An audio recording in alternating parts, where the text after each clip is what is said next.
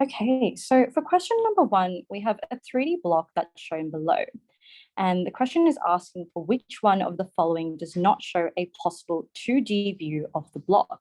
So for questions like this, because they are visual reasoning or visual interpretation questions, we want to try and look at these questions from various angles. So for example, if we started to look at this question from this lateral perspective over here, we would be able to see a block as such with another block here.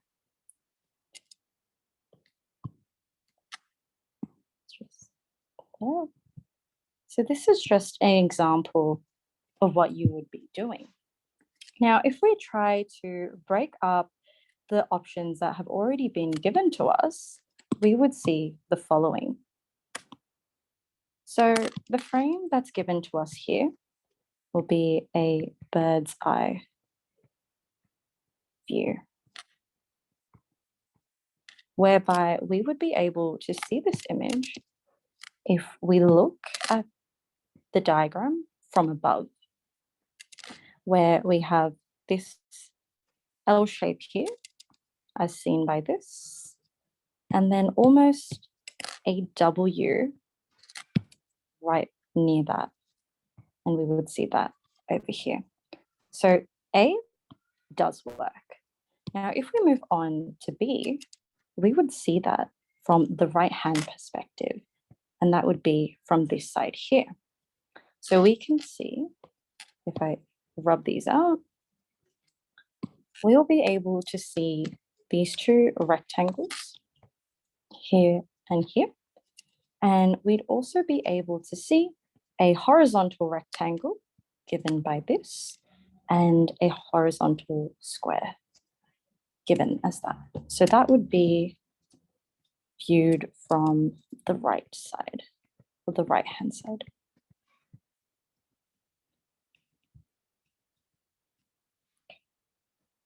Moving on to C, we would be able to view this shape from the back.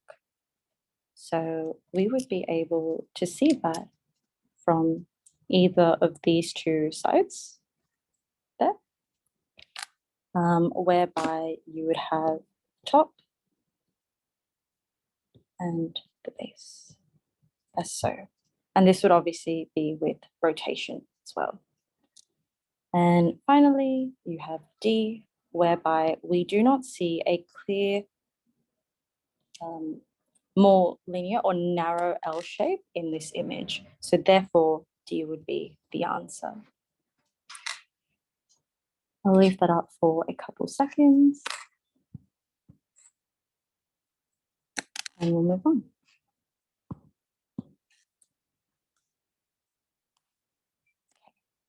Now moving on to question number 2, we have a cycling route spanning from Canal to Acacias, passing by exactly 4 other suburbs on the way. Juan entered the cycling route at San Bernardo, cycling in the direction towards Acacias, and exited the route at the second last suburb on the route. So from there, we know that we have a starting point at C and an ending point at A. So we have C en route to A. From there, we have exactly 4 suburbs on the way. So we've got 1, 2, 3, 4. Now, Juan entered at San Bernardo. So we're not too sure where San Bernardo is just yet, but he cycles in the direction towards Acacia. So we know he's traveling in this direction here. And he exited at the second last suburb on the route, meaning he comes out at the second last exit. So Acacias will be the last exit, and the one just before that will be the second last exit. Now, we are told that Santo Domingo is located somewhere between Sol and Noviciado. So we can call this D, S, and N. And we'll put B up here. So what we can get from that is it will either be Sol with Santo Domingo in the middle and Noviciado there, or it could be the other way around. Now, if you're traveling towards Acacius, so now if we're heading in that same direction, San Bernardo is somewhere before Noviciado. So now we're told that B is before N when traveling in this direction. And now we are also told that if you're traveling towards Canal, Santo Domingo is straight after Sol. So what we can deduce from there is looking at the information that's given, San Bernardo would have to be either here, here, or here, because it's right before that second exit. Now, given that information, we know Noviciado is going to be on the right-hand side of that. So Noviciado is going to be either here or here, or even here. Now, thereafter, we are told that we have to focus on these two as well. So ultimately, if D has to be in between N and S, that means the only way we can do that is to put D here and S there. So that means the second last exit for this case would be Sol, which is where Juan exited from. The answer is B. All right, keep that up for a couple seconds and move on.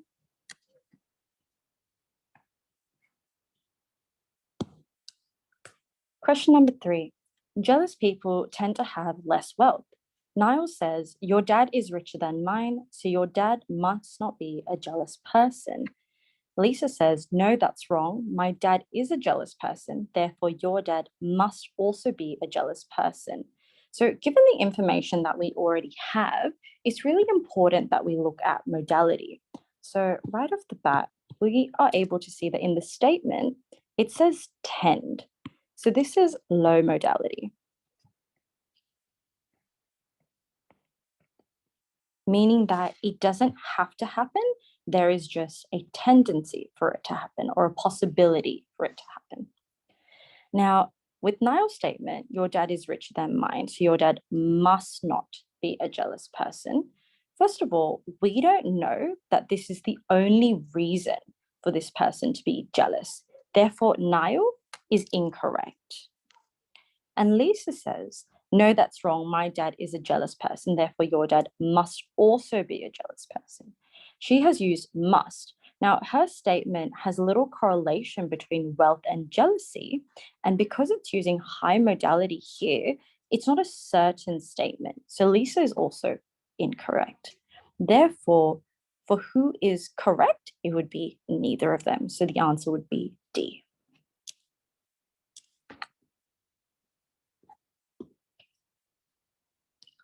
Moving on to question number 4, we have a government computer which contains important and confidential information, which is protected by a secure security question system. The systems are based off the following sentence: there will be a revolution soon. So we can start off by actually writing this sentence down. So there will be a revolution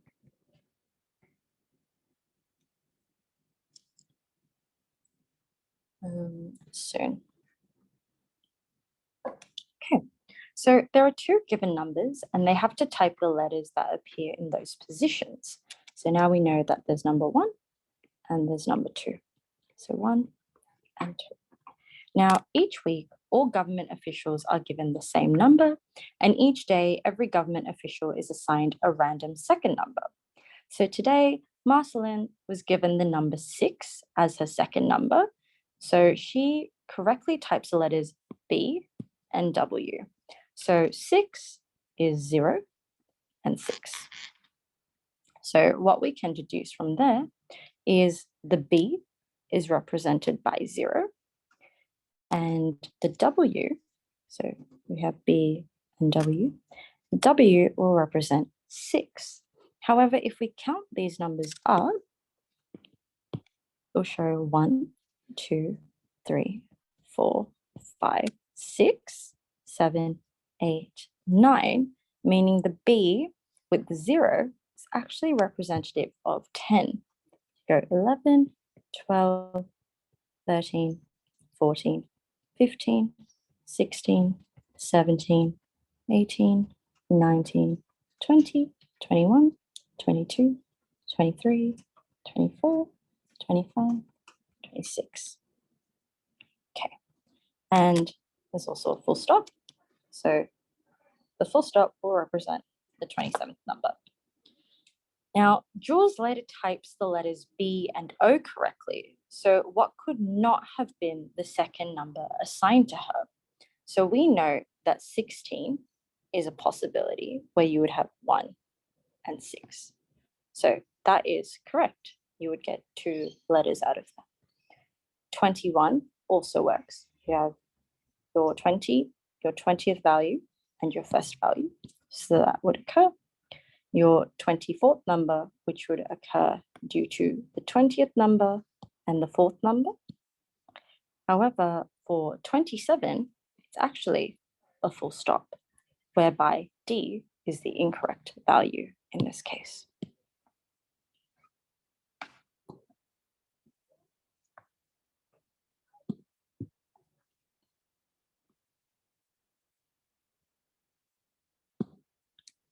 Okay, moving on. We have a petting zoo which has 4 goats, Clive, Donny, Eva, and Ferb. The zookeeper likes to keep tabs on the eating preferences of the goats.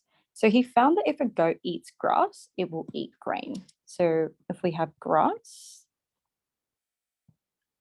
it will eat grain.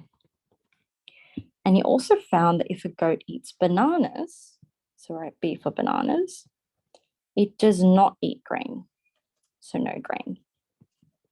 So therefore, we can see that if a goat ate both grass and bananas, that won't be possible because one eats grain and one does not eat grain. So therefore, they are not linked together. So we'd either eat grass or either eat bananas. Now, based on the information above, which of the following must be true? A says, if Clive eats bananas, he will also eat grass. Now, this cannot be correct because we just said they cannot eat both of them because one also eats grain while the other one cannot eat grain.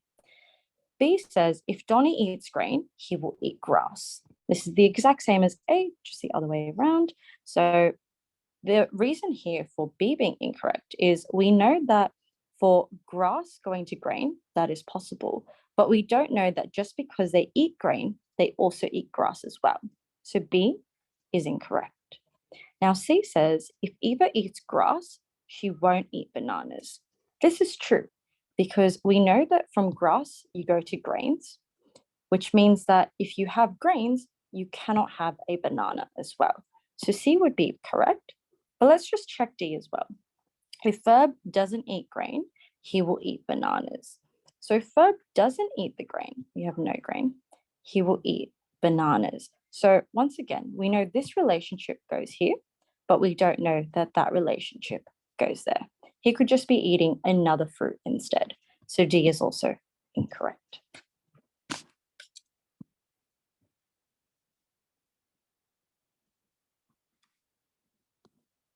Okay, moving on. Question number 6.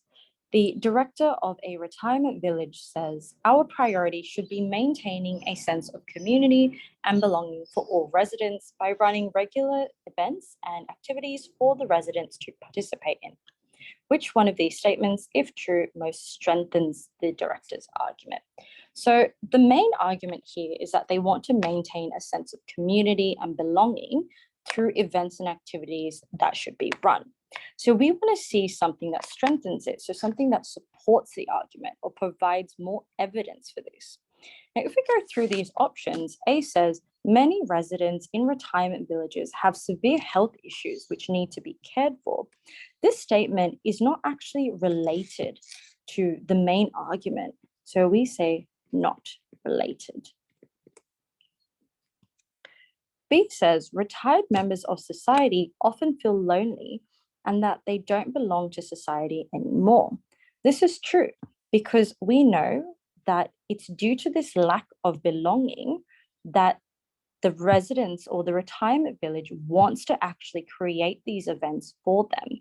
So B could be a possible answer. C, retirement villages are often quite full in terms of residency. Once again, this doesn't actually do much to the argument itself. It just talks about the number of people there. So this is also not related. And D, there are many employees required to run a retirement village as there is a diversity of roles. In this case, also not related to the actual argument itself. So D is not related. Therefore, our answer would be B.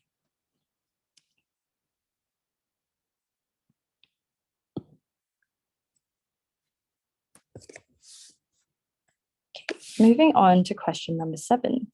Samantha arranges 5 different colored Skittles in a straight line.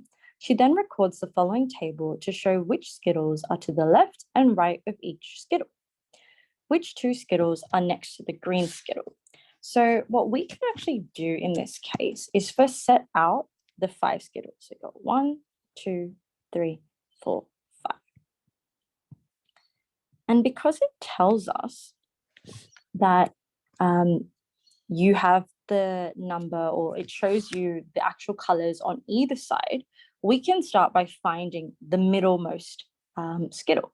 So in this case, we want to look for something that has 2 on its left and 2 on its right, and that would be green.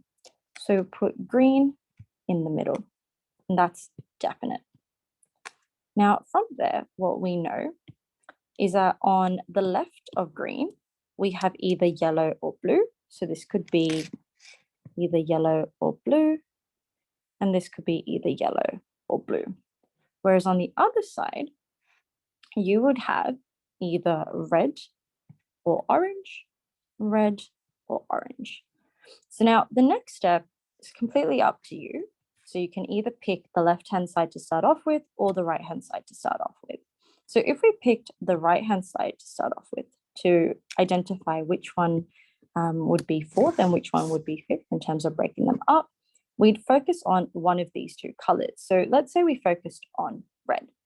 For red, we can see that orange is the only one to the right of it. So that means red would be number 4 and orange would be number 5. And then on the other side, let's say we focused on yellow, we can see the only Skittle to the left of yellow is blue. So that means blue would be number 1 and yellow would be number 2. Therefore, the question is asking which 2 Skittles are next to the green Skittle. That would be yellow and red. So our answer is A.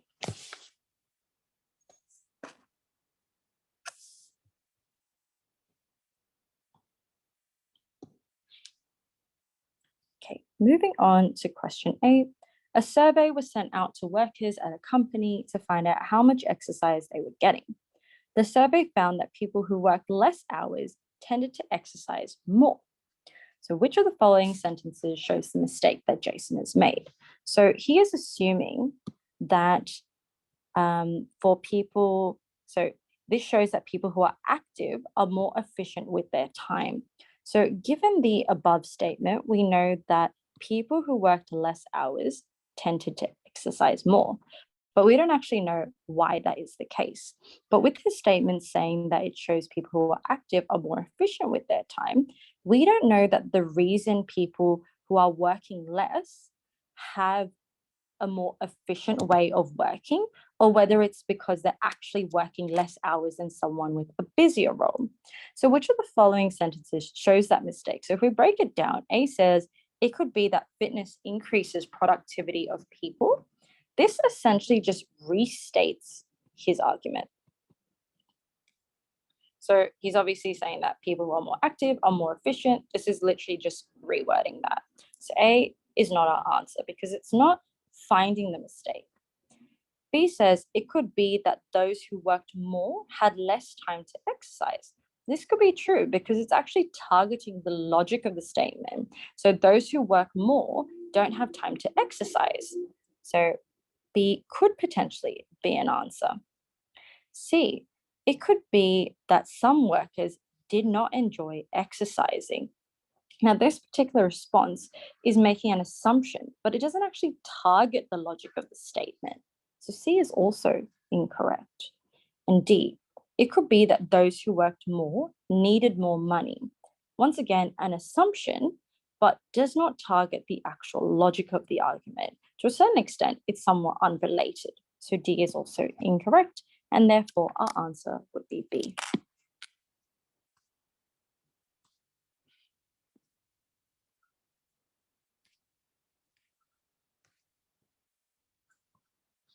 Okay.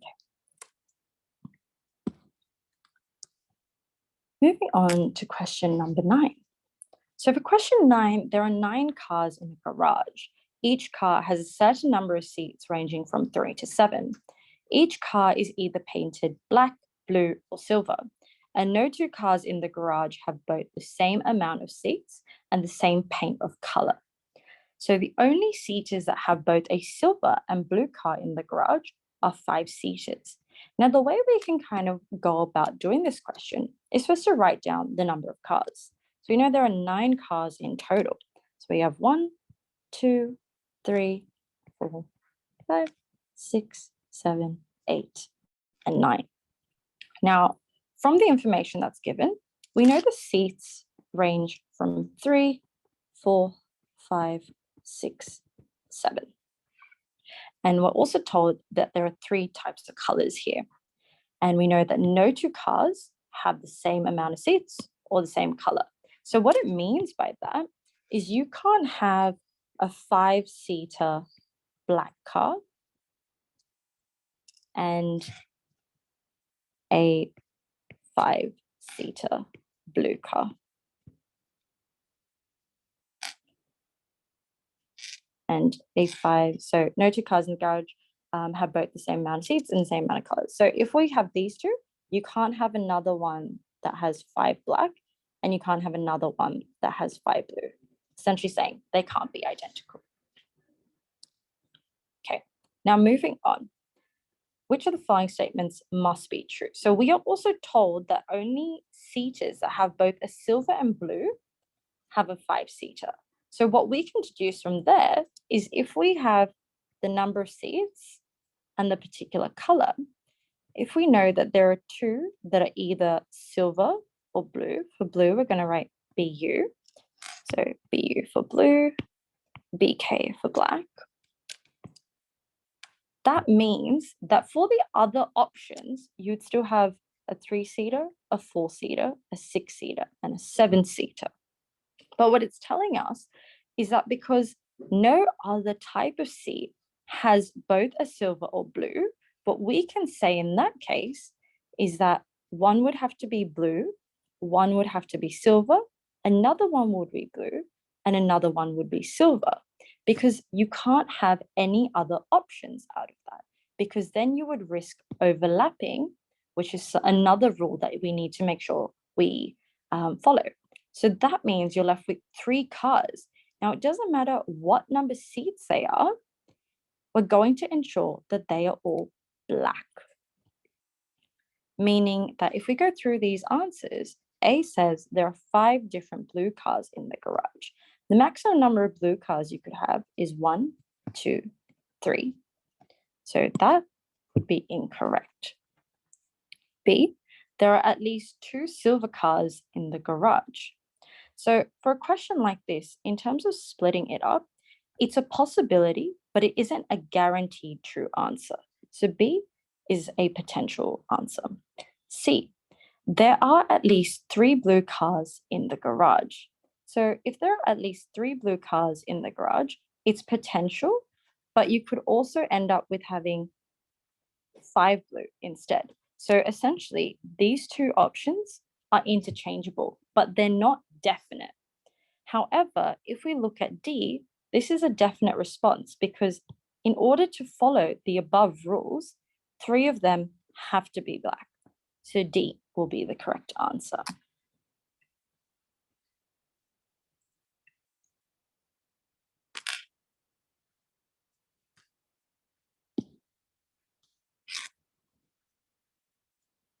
I can see that Kayla has her hand up.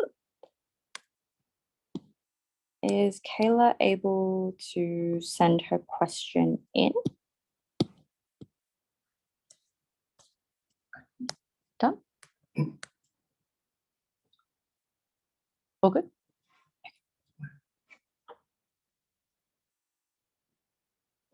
Okay. We will move on from there. Now, question number 10. It's a bit of a bigger question. So we've got Hanson and his friends who all went to an archery center and each had 2 shots at a target. So Susan scored 60.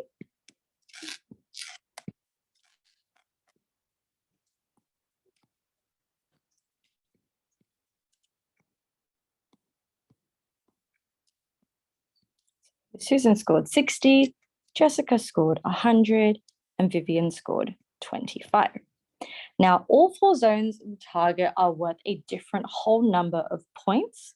The central zone is worth the most, and each zone going outwards is worth less.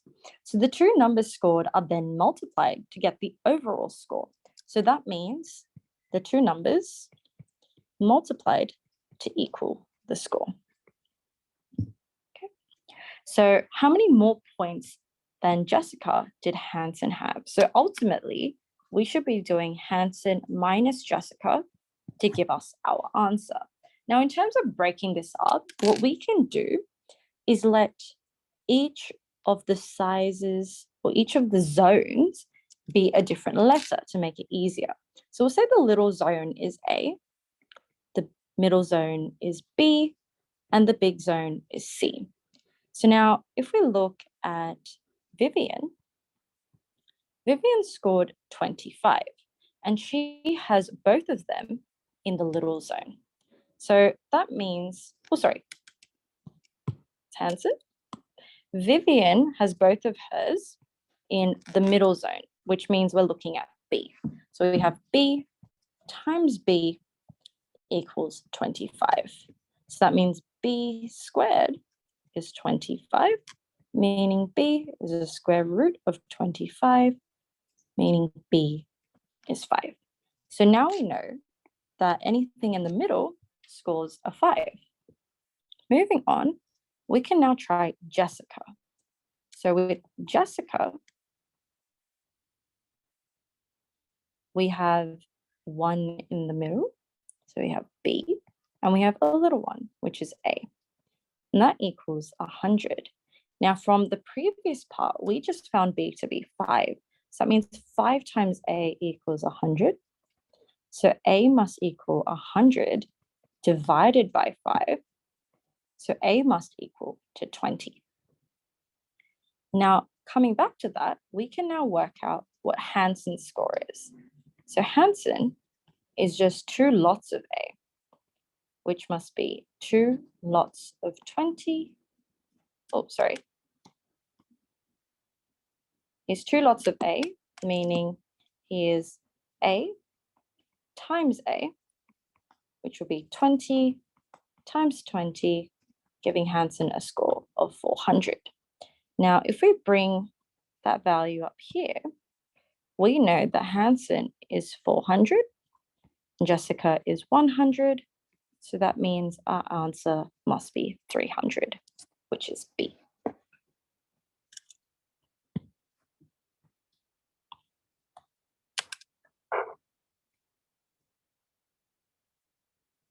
And we'll move on. Moving on to question number 11.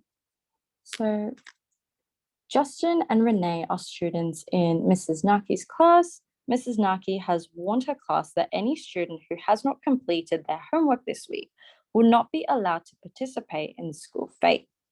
Mary says Justin was at the school fete, so he must have completed his homework this week. So first of all, we need to check if this person is in Mrs. Naki's class. That is true. So this part of the question, this part of the statement is correct. And it says he must have completed his homework this week. So going from there, this statement is correct because we know that in order for him to go to the fete, for him to be able to go to the fete, he must have completed his homework because he is in Mrs. Naki's class. So Mary is correct. Now moving on to Darcy, Renee completed homework this week, so will be attending the school fair.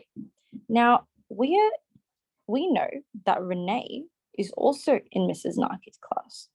Now it says she's completed her homework this week, meaning she will be attending the school fair. She might, but we don't know that she definitely will. So this is leaning towards higher modality.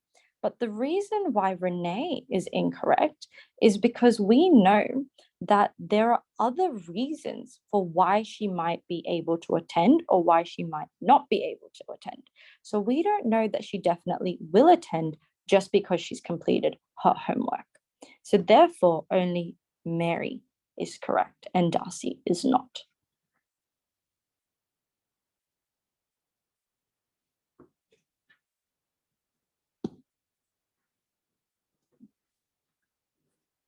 Okay. Moving on to question number 12. Some sets of three-letter words can be ordered so that every pair of consecutive words have exactly one letter in common, as seen by the example provided. So we can see that we have the B that's seen in both of them.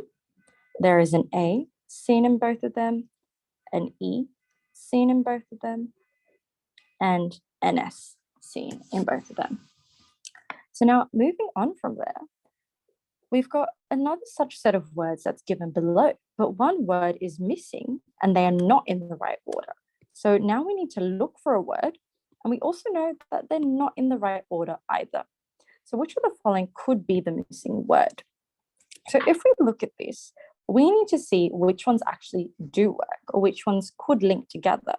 So car and top have no relationship or no similar letters between them. Top and end also don't have any similar letters. And and ant both share an N, and ant and ta both share a T. So these three can be together. They can be a set. Now, if we look at car and top, these two obviously don't link together, and top does not link to end either. So that means the missing word should be either in this position or this position with some sort of rotation occurred. So first of all, we can try by swapping the order of top and car around. So if we put top here, we know that we can't put car directly after it because there is no similar letter between. So we'll leave the missing spot for the missing word. And if we have car and we're left with these three after, the letter that's similar between them would be ta. So because there's an R, we could put ta here, and then we can put ant, and then we can put end. These three are pretty interchangeable though, but our main focus would be this part here. So now we need to find a word that has either one of these three letters and one of these three letters. So if we go through our options, A has an O and it has an R. So this could potentially be our answer. B has an R, an A, and a P. So the P is there and the R is also there. So that's also a possibility. C is arm. So we have A and an R. That does not work. And we have bed. That also doesn't work. Now between all and wrap, the issue here is that this has all three letters. So we've got an A and an R here, and we have a P here. But that's not what the rule is. The rule is that there's only one letter in between the two sets. So that means our answer would have to be A.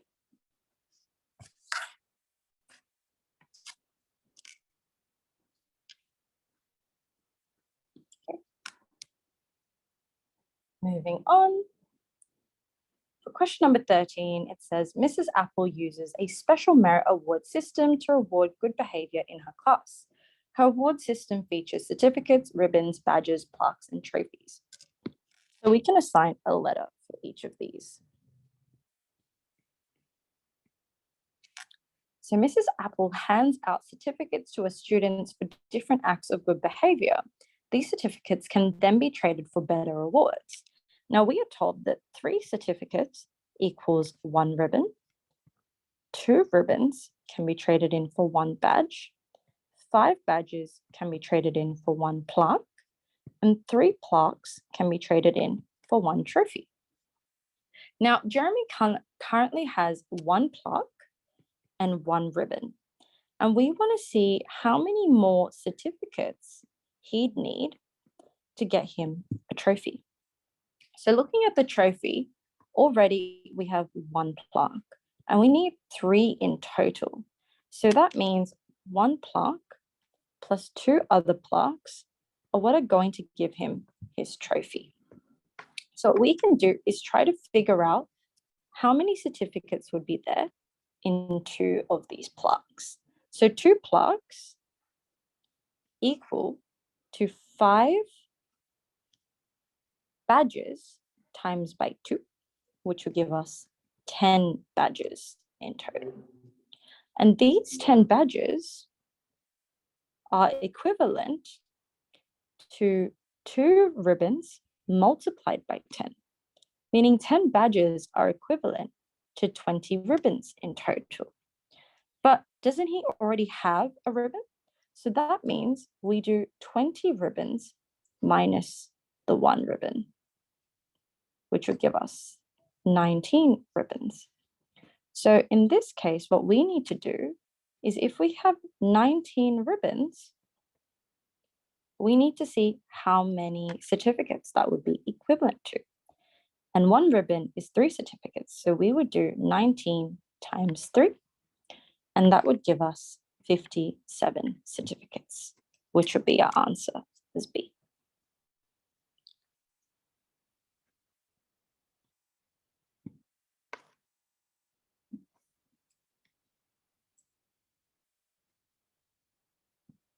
Okay.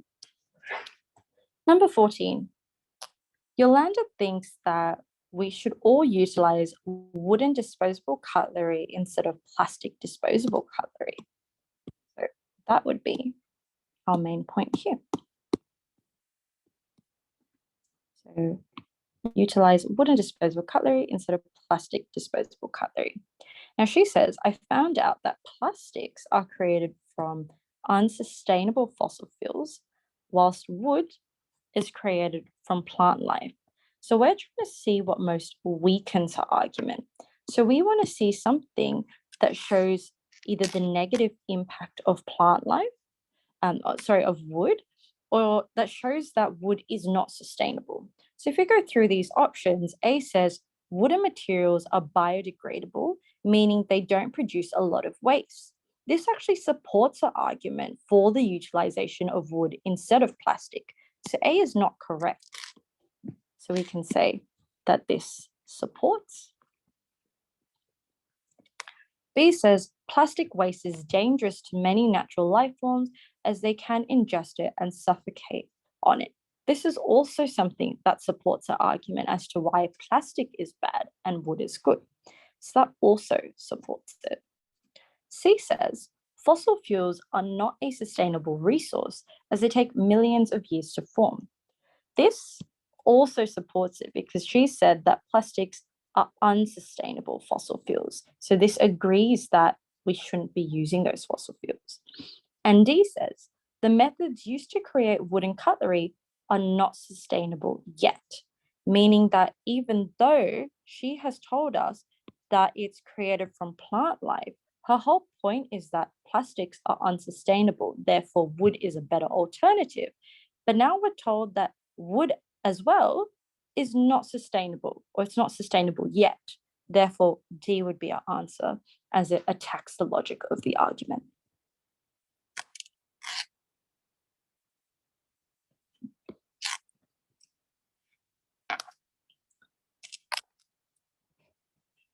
Okay, number 15.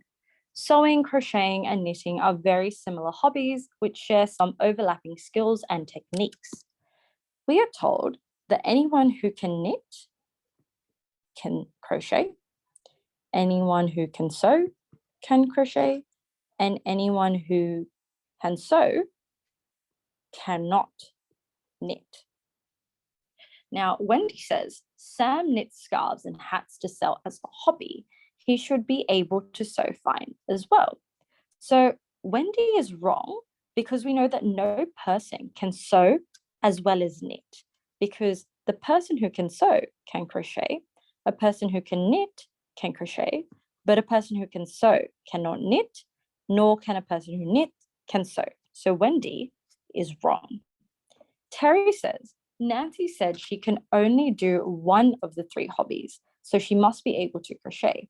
This is true, because if she crocheted, she'd also be able, if she knitted, she could also crochet.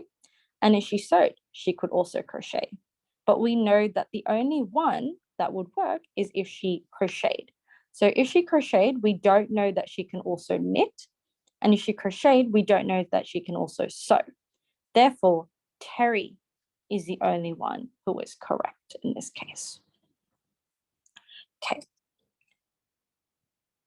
All right, so as requested, we will just revisit a couple of the previous questions for those who missed those. So we're going to start off with question number 2. So for question number 2, the main idea here is that you have your trip starting from C and A, whereby there are 1, 2, 3, 4 suburbs in between. Now, the main part here is that he exits at the second last suburb, which is this point here, because A itself is the last suburb, given that's where they kind of finish their journey. So going through that, if we break it up, the main parts here are that we know that he passes San Bernard on his way, and it's supposed to be before the exit. So San Bernardo, if we let it be B, that means that can occur here, here, or here. Now, from there, we are told that Santo Domingo is located somewhere between Sol and Noviciado, meaning Sol could be here, Domingo could be here, Noviciado could be here, or the other way around, as long as Santo Domingo is in between Sol and Noviciado. Now, from there, if we're traveling towards Acacias, San Bernardo is somewhere before Noviciado, meaning if San Bernardo, or if B is the second one, Noviciado can be the third one. If B is the third one, Noviciado can be the fourth one. And if B is the fourth one, Noviciado can be the fifth one. Now, moving on from there, if you're traveling towards Canal, so if you're going back this way, Santo Domingo is straight after Sol. So that means that Sol has to be on the right of Domingo.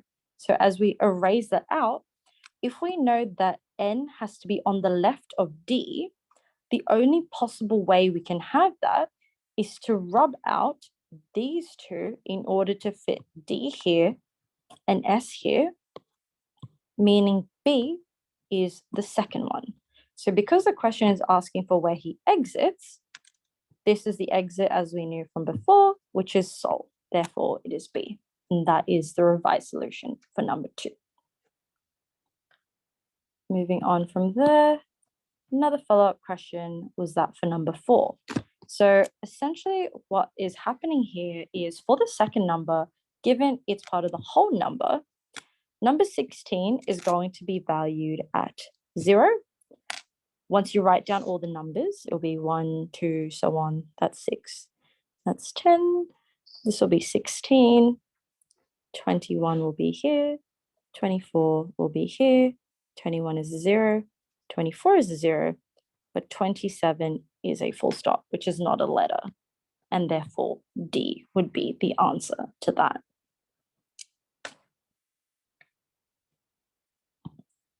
Moving on from there, another question was number 9.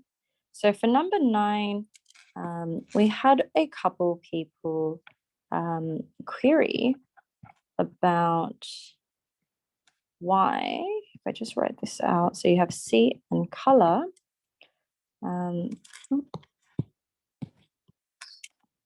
You have 5 and 5, so one is silver and one is blue. People questioned why, if you're left with 3, 4, 6, and 7, why these couldn't all be silver. And that way you have 5 silver, or you could end up with 5 blue. The thing is, either way, you could end up with either of those, but you'll definitely end up with the last 3 as black because you cannot have any overlaps. So because it says must be true and not possibly true, your answer has to be the one that's definitely true, because irrespective of whether you have 5 silver or 5 blue, you're always going to have 3 blacks. So that's why number 9 is D. Okay. Moving on, we will move to question number 16. So for 16, I'm going to go through this quite thoroughly to ensure we don't have any confusion with this question. So jumping over to that, we know that she's arranging large amounts of regular 6-sided die in a straight line, and the numbers across the tops of the die are red. So if you write this down, you've got 2, 3, 5, 4, 2, 3, 2, 3, 6, 2, and 3. So if you write that down, we have 2, 3, 5, 4, 2, 3, 2, 6, 2, 3. Double check that. 1, 2, 3, 4, 5, 6, 7, 8, 9, 10, 11.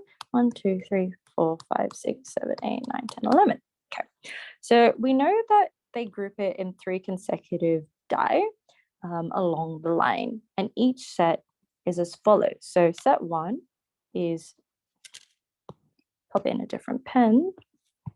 Set 1 is 2, 3, 5, where set 2 would be 3, 5, 4. Set 3 would literally just be 5, 4, 2, 4, 2, 3, and so on and so forth until you reach the end. Now, the question is asking to ensure which of the following die would not be next in the line. So in terms of finding the next number in the sequence, we're obviously finding a set. And if the set is composed of 3 numbers, that means we're looking at the last 2 plus whatever the next number should be. So because we know they can't repeat themselves because we have no identical sets throughout the entire line, if it starts with 2, the last number has to be checked with all the other sets of 2. So we can see that there's a set of 2 here. So 2, 3, 5. We also have a set here. 2, 3, 2. And we have another set of 2 here. So 2, 3, 6, meaning that these 3 numbers cannot be the next one. And the only one that shows either a 2, 5, or 6 is A. And that is our answer. So if you are still a bit confused with that, feel free to carry on writing the numbers out along to the end to see which one of those sets cannot be made, where you'll see 2, 3, 2 here, 2, 3, 5 here, and then you'll see 2, 3, 6 here. So they all link up as well. Okay, moving on. So question number 17, Sally wants to convince her sister Ruby to come to Spain with her. Her only chance of convincing Ruby to come is if Ruby earns a promotion at work this year. Now, the issue is Ruby's boss strictly only rolls out promotions at his staff once every 2 years. So requirement number 1 for her sister to come is if Ruby earns a promotion this year. The second requirement is for this to happen, her boss only rules out the promotion every 2 years. However, the exception to that is if one of the higher ups retire from the company. So these are the 3 things we have to follow. So if the above information is correct, which of the following is not a possibility? A says Ruby gets a promotion this year, but does not go to Spain. This is possible. She could get a promotion this year, but she still may choose to not actually go to Spain, even though she has the promotion. We just know the only way she can go to Spain is if she gets a promotion, meaning she gets more money. B says, one of Ruby's higher ups retire this year, but Sally goes to Spain alone. This is similar to A. You might be able, or you might have the money or the finances, you might meet the requirement to go to Spain, but she still might choose not to go. So B is also incorrect. Now C says, Sally convinces Ruby to come, but Ruby's workmate got promoted last year. This is unrelated. This has nothing to do with whether she goes or not, and this is not to do with whether she has the promotion or not. So that is also incorrect. Now, D says, oh, sorry, my apologies. This is possible because she might still get convinced to go, even though her roommate got promoted. There might be some other way for her to end up going instead. So she might be convinced to go. Perhaps Sally might be supported by someone else financially to go on the trip. So C is wrong because it is a possibility. And then D, Ruby gets a promotion both this year and last year, despite no one retiring in the last 2 years. So in this case, because we know that the boss only releases or rolls out a promotion once every 2 years, she can't possibly be promoted both last year and this year. Therefore, the one that is definitely not possible is D. And that's our answer.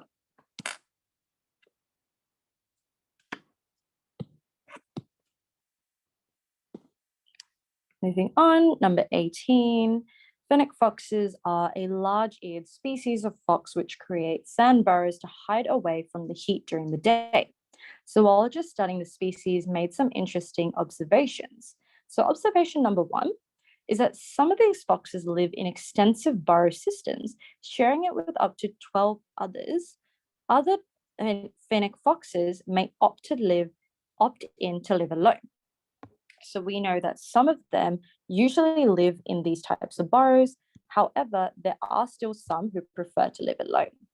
Now, the second observation is that the only fennec foxes who opted to live alone were previously observed to have lived with 6 or more others. So now we know, okay, majority of them share a space or share a burrow with up to 12 others. However, with some of them who live alone, the only reason or the only requirement for them to be able to live alone is that they were previously observed to have lived with 6 or more others.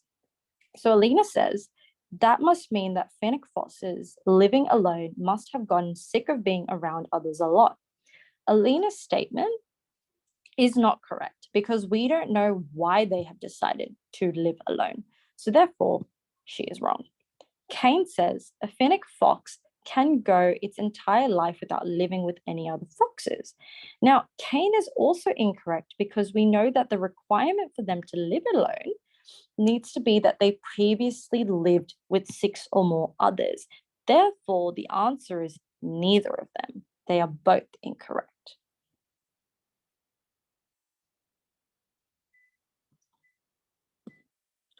Right?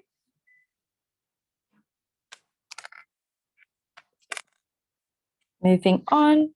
Now, Lorena works at a casino which uses different colored tokens for different values of money. Each token is worth a specific value of money, which is a multiple of 5. And each color is a unique value, meaning that neither of the colors can be the same. She has one pile of black tokens, one pile of red tokens, and one pile of green tokens. Now, each contains the same number of tokens. So the combined total value of black and red is 575, meaning the black plus the red equals 575, and the total of green is 100. So we know green equals 100. So what we can do is actually total them up together. So we can do our black plus our red plus our green. And given they're all multiples of 5, we multiply them by 5 in order to get our total, which would be 575 plus 100. So that would mean 5 lots of our blacks plus our reds plus our green would equal 675. Now, breaking that up, that means one set of our blacks plus our red plus our green would be 675 divided by 5, which would equal 135. Now, utilizing this, we now then are able to tell that in order for this to happen, 135 would be the maximum total you could get out of one set of the 3 of these values, meaning that each of them should have 5 tokens. And we would standardize this. So knowing that our green is 100, we would do 100 divided by 5 to give us 20.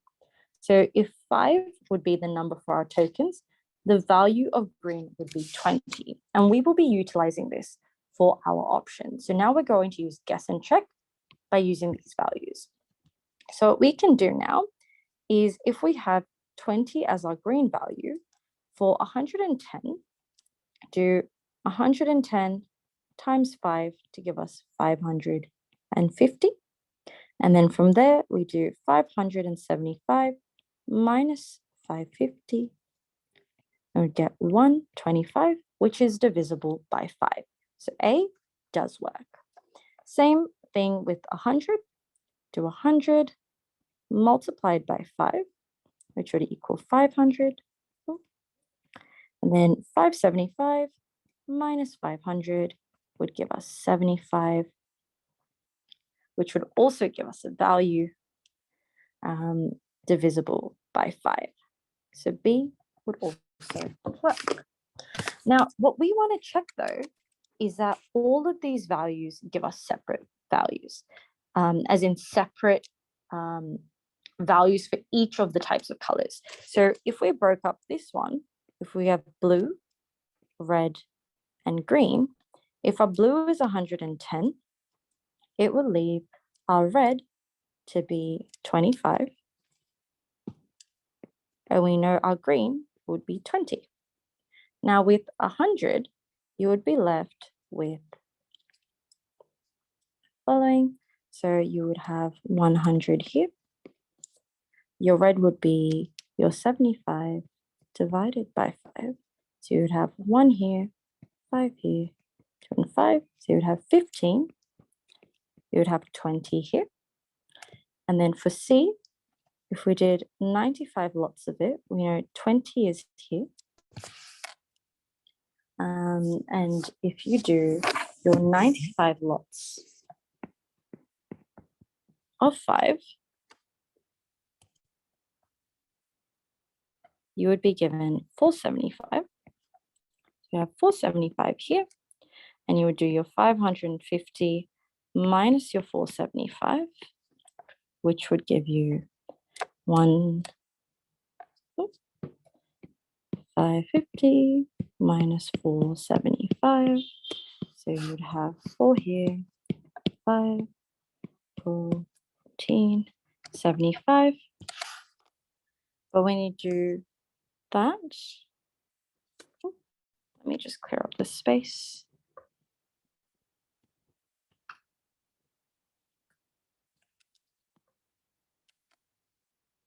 When you do 575 minus 475, you're left with 100. And if we do 100 divided by 5, that means our red value is also 20. And because we know the rule has to follow that each of them have a unique value, this cannot work. But let's try 55 as well, just to double check. So for 55, you have your 55 multiplied by 5, which would give us 275, meaning you would have 300 left, and 300 divided by 5 would give us 60.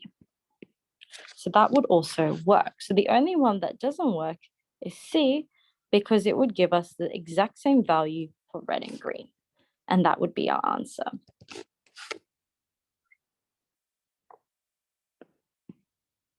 Now, given this is definitely a question that requires a lot more working out in comparison to the other ones, it's recommended that you circle this question and come back to it later in the exam.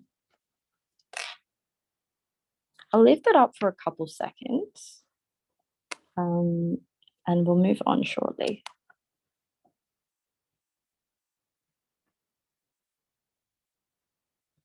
But in essence, if we're breaking it up into steps, step number 1 is to find out what the number of tokens would be, which we standardize because they're each a multiple of 5, allowing 5 to be that number, and then identifying what the value would be for green, or what each token value would be for green, which would be 20, and then applying that same rule to each of these options to see which one didn't fit that.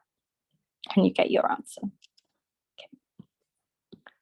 Moving on, question number 20. Veterinary medicine is a highly unimpactful career path for human society. When people spend their lives studying for their careers, there is hope that their jobs can provide some meaningful impact on society. Veterinarians do not provide much benefit towards humans as their care is dedicated towards animals entirely. So the main part of this argument that we want to focus on is that they do not provide benefit towards humans because their care is towards animals. So in order to weaken this, we want to see something that opposes this idea. So A says animals can also develop diseases and injuries, so need care too. This is only talking about the need for animals to be cared for, but it's not actually finding the impact in terms of finding the weakening statement as to why veterinarians are seen as non-beneficial to humans. So A is not our answer. B says, the health of personal animals, such as pets, can affect the well-being of the human owners. Now, this does address the benefit towards humans. So it's talking about the effect of the well-being on its human owners. So therefore, B could be correct. If we move on to C, the veterinarian study is rigorous and difficult as there are lots of skills required. This has nothing to do with this. So this is unrelated to the actual main argument. And D, most veterinarians have high salaries, also unrelated. Therefore, our answer for number 20 is B.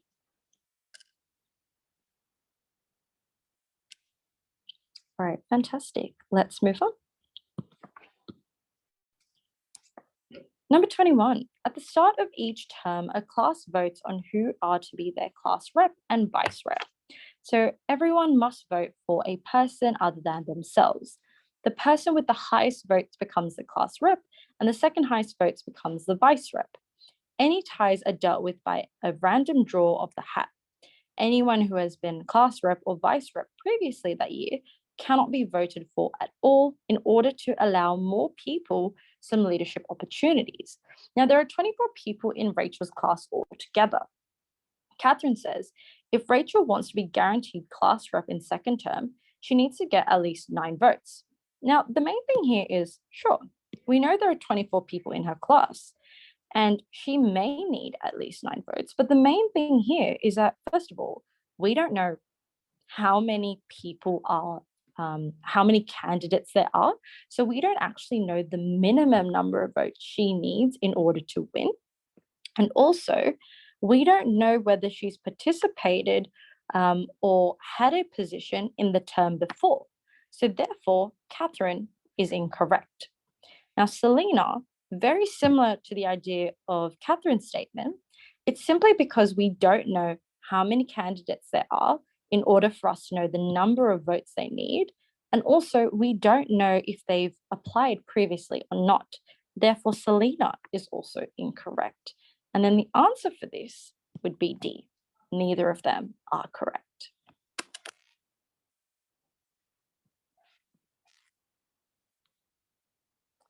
Okay. Now, for number 22, we've got a garden measuring 10 meters by 20 meters. So let's start off by drawing this out.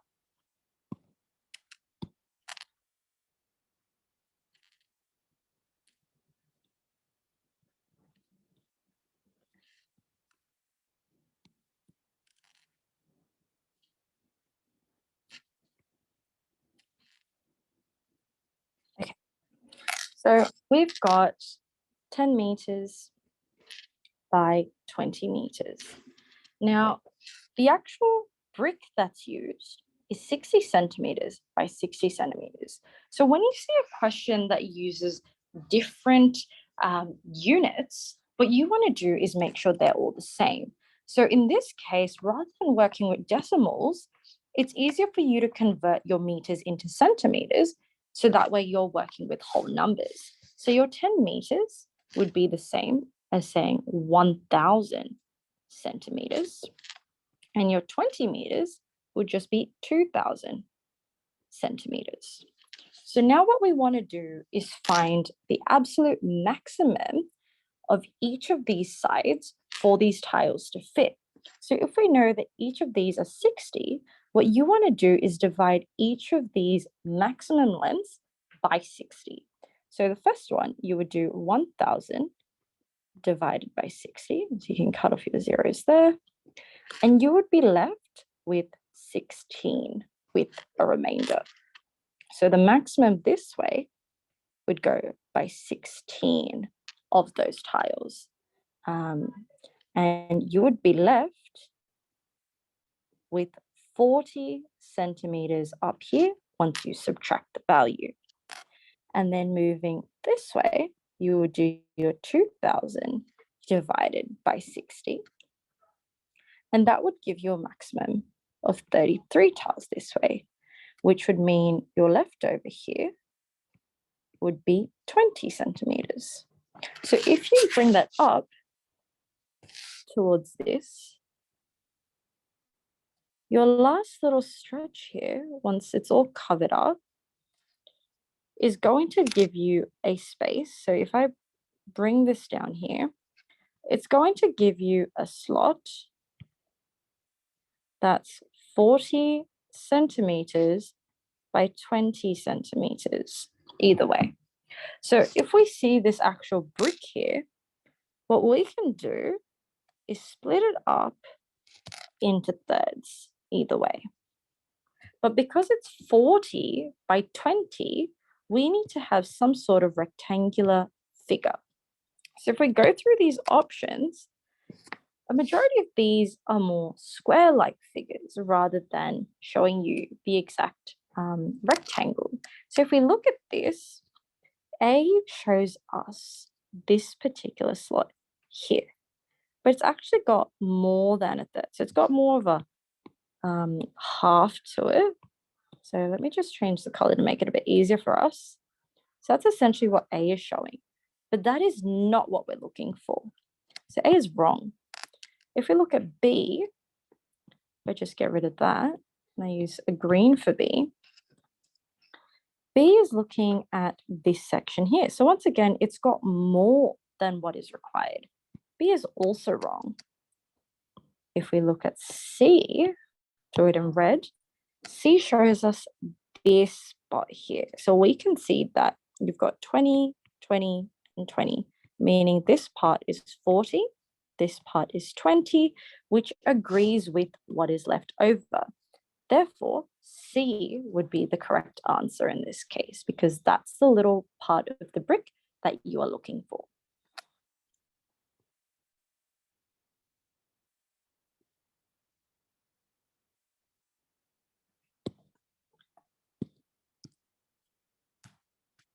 Okay, moving on. Question number 23, we've got Leonard who wants to join a professional yacht team. So to qualify for tryouts, participants must have at least 5 years of competitive yachting experience. So to qualify for tryouts, they need to have at least 5 years of this competitive experience. Macy says Leonard had 2 years of competitive yachting experience in 2020. So he's got 2 years of past experience in 2020. And she says that he will be qualified for tryouts by the end of 2023. So collectively, from 2020 to 2023, that is 5 years. But do we know that he was still competitive after the time of 2020 up until 2023? That's what we need to see. So which of the following shows the mistake that Macy has made? A says, Leonard might not get into the team despite earning a tryout. That's not showing the mistake. That's just stating a possibility. So A is unrelated. B says, Leonard might not necessarily have done competitive yachting between 2020 to 2023. This is true because we know altogether, in order for him to qualify, he has to have completed the 5 years of competitive yachting experience. But we don't know that he definitely was doing this competitive experience through 2020 to 2023. We only know about his 2 prior years of experience. So B could possibly be the answer. C says, Leonard might have other forms of nautical experience. This is unrelated to the question. So C is not correct. And D, Leonard might change his mind by the end of 2023. Also not part of the question here. So your answer here is B.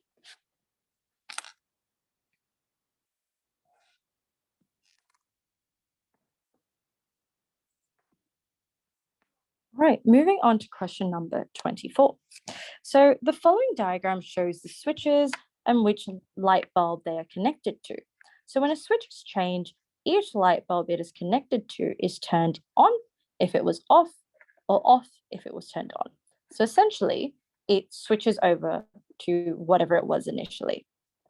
When all 4 switches are off, then all 5 lights are off. So what we can see here is we are just going to assume everything is off for the sake of the question. Now, which of the following is true? A says it is possible to have all 5 lights on. Let's see if that's true. So let's just go about switching all the lights on individually to see if that would give us something. So if this switch is on, number 1 would be on, and number 3 would be on. Now, if we go to the second switch and turn this on, number 2 will light up, but number 3 would turn off because it does the opposite of whether it's on or off already. We move on to the next switch. 3 will now turn back on, and 4 will turn on. Now, if we turn the last one on, number 4 will now turn off, and number 5 will now turn on. So that means A, is it possible to have all 5 lights on? No, it's not. So cross A out. B says it is not possible for light 5 to be the only one on. Let's have a go at that. Let's see. So as of right now, if I just clear what I have, we'll cross out A. If I turn this switch on, which is the only one that's connected to 5, 5 will now be on and 4 will now be on. But if I switch this one on, so this is showing that everything else is off, right? So in order to see if we can turn 4 off, we would have to turn the second switch on, meaning 4 would be off, but now 3 would be on. And in order to switch 3 off, we can do either of the next 2. So let's say we do the one on top. We turn this on, meaning 3 would be off, but now 2 would be on. And if we try the last one, we turn this on, 3 would be on, and 1 would also be on. Therefore, B would be the correct option here because you cannot possibly have 5 as the only light that is on. And for the sake of time, I'm not going to go through the other 2 options as B is clearly shown here.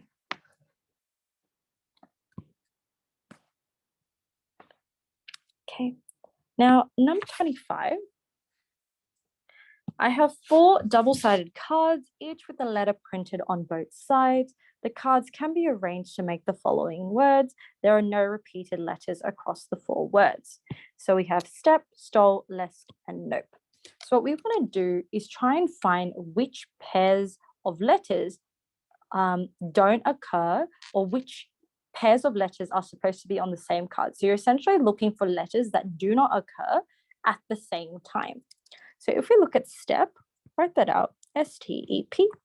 We look at soul. So S is there for soul. E is also there, meaning T can either be O or L, and P can also either be O or L on the other side. Going on from there, we have lest. So we have L here, we have E here, we have S here, but now we have T. So that means L must be the opposite of P. And because T is the one that's supposed to be here as well, that means O has to be the opposite of T. So that means O would be here, as it doesn't overlap. So that means we would pair T and O, and we would pair P and L together. Now going through that, we also have nope. So we have O, P, and E, meaning N would be paired with S. So if we actually go through these letters to see which ones are available, we have S, T, E, P, O, L, and we have N. So we have 7 letters, but we have 8 possible options that we should have. But that means the one for E is not given to us. So out of the ones that are available, we need to see which word can be made. So if we look at A, note, you have N, O, and E, but T is on the same card as O. So note cannot work. B has slot. This also doesn't work because O and T cannot occur in the same word as they're on the same card. Pots also can't work. Once again, O and T can't occur because they're on the same card. Now, null has N, O, E, and we've got the L. So null is the only one that does work, and therefore our answer is D.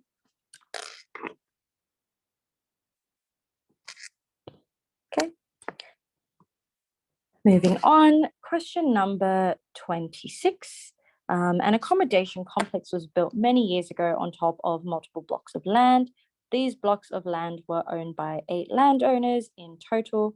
The head of the complex has found the facilities to be lackluster, which means they were dull, and so wishes to redevelop the entire complex. To do so, he would need approval from more than half of the original landowners. So he needs approval from more than half of the original landowners. So if there are 8 people, he needs more than 4 at least. And he also requires council approval. So he needs both of these requirements to be fulfilled in order for him to commence the redevelopment. So if we go through these statements, Reese says, as long as the plan is approved by 5 landowners, the redevelopment can go ahead. So sure, this statement is right, but what about the council? Don't we also need council approval? So therefore, Reese is incorrect. Mitchell says if the plan is approved by 4 landowners only, the redevelopment cannot go ahead. This is true because it has to be more than half. So it has to be more than 4. And we agree it cannot go ahead because of that reason. So Mitchell is correct. So the only one for that is B, as Mitchell is the only one who is correct. All right, let's move on.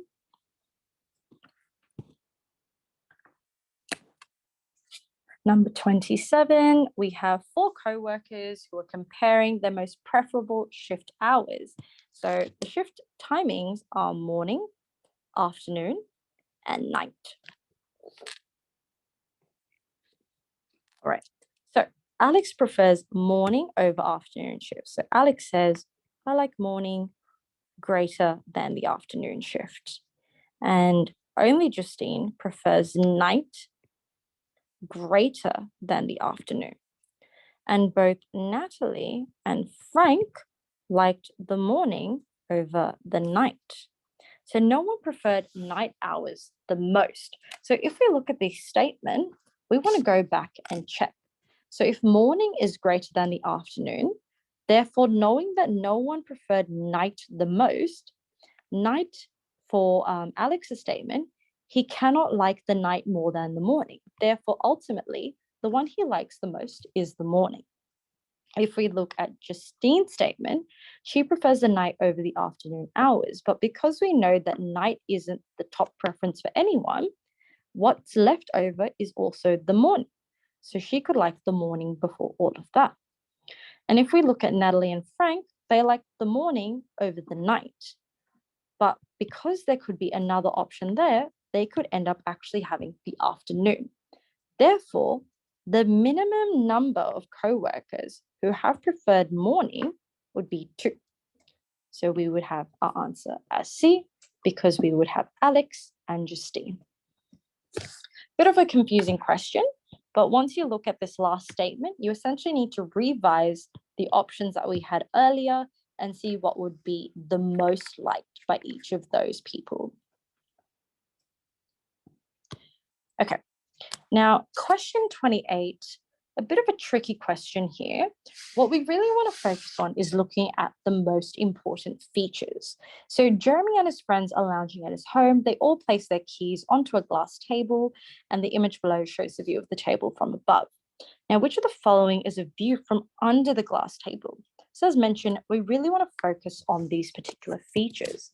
So feature number 1, we'll call it F1, shows that the pair of keys at the top is essentially facing this opposite corner here.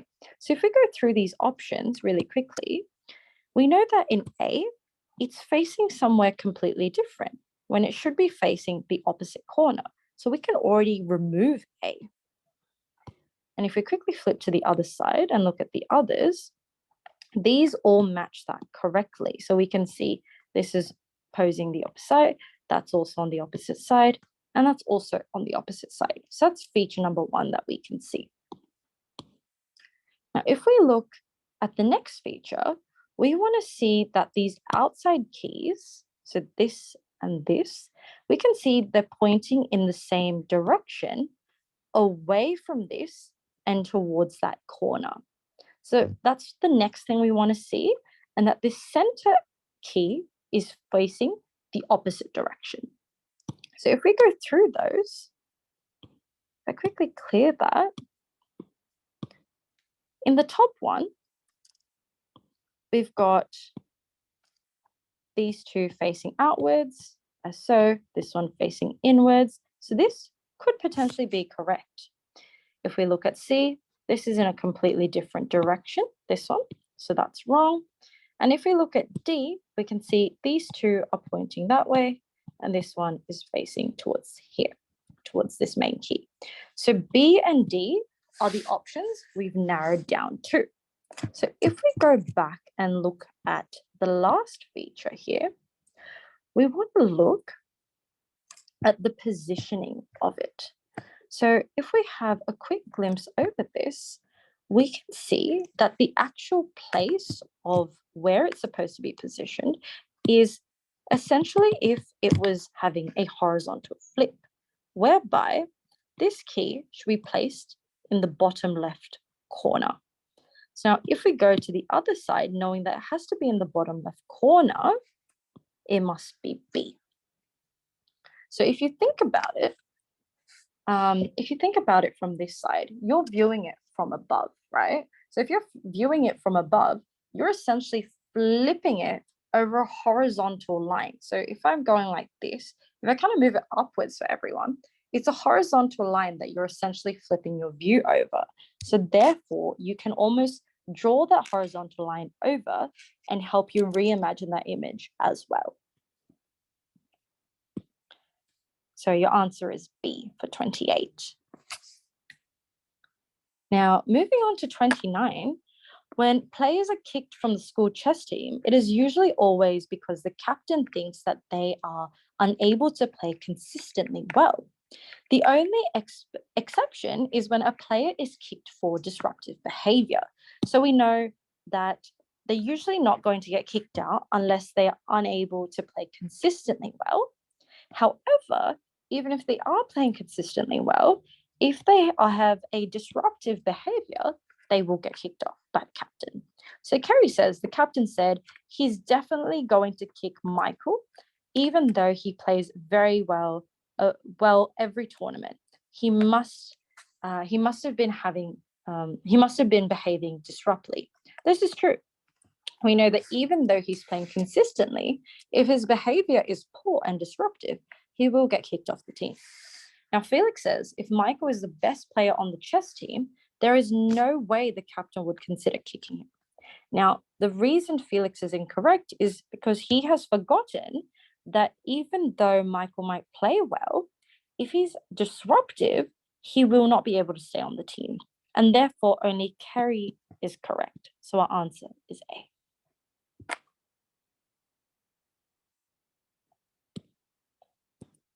Okay. Number 30. So the Australian government has an extremely important department which regulates the quality of petrol and diesel sold in Australia. So poor fuel quality can damage the environment, vehicles, and our health. Reports can be made to the department if you suspect fuel has been adulterated, so foreign substances have been added, doesn't meet the standards, or has damaged your vehicle. So the department monitors and enforces fuel quality standards under the Fuel Quality Standards Act 2000. Without this department, our citizens would suffer greatly. So the essence of this argument is basically saying that this particular department is incredibly important for Australian citizens, as mentioned there. So in order to weaken this, we need to show why either it isn't important or it's doing some sort of harm. So let's go through these options. A says, fuel is one of the most important resources to keep a lot of aspects in our society running. Sure, fuel is important, but we're not attacking the argument that this particular department is important. So A is wrong. B says the department is able to routinely monitor almost 50% of all Australian fuel sold. This is showing why it's doing a good job or why it's been able to do the role that it does, but it's not actually affecting or impacting the actual argument in a negative light. So B is incorrect. C says Australia does not have prominent issue with fuel quality compared to other countries. Now it's showing that this department isn't as important as it's suggested to be comparatively the world as well. So C could be a potential answer. And D says the health of vehicle can be drastically ruined by the poor quality of the fuel. This, once again, is showing why it should be there in order to protect the vehicles from that particular source. So D is not correct and C is our answer. All right, so let's just cover a couple requested questions again. So what we'll do is we'll just go through questions 22, 24, and 25 quickly. And the questions prior to question 20 will be covered at the end of the paper. So let's quickly hop on over to question 22.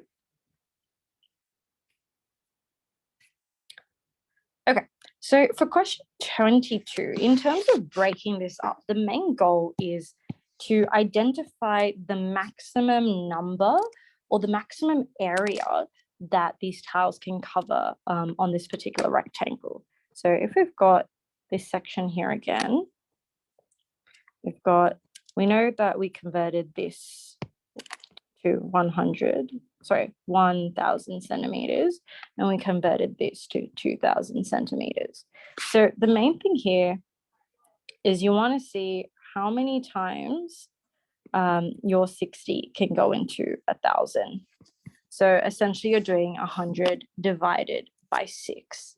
So that's essentially going to give you about 16.67, meaning that the max you could get, so if you do 6 times your 16 to see the whole, that essentially means that there was 960 centimeters worth going this way, meaning the remaining distance is 40 centimeters. So that's essentially how you derive the 40 centimeters. And you do the exact same thing for the other side. So going this way, you did your 2,000 divided by your 60.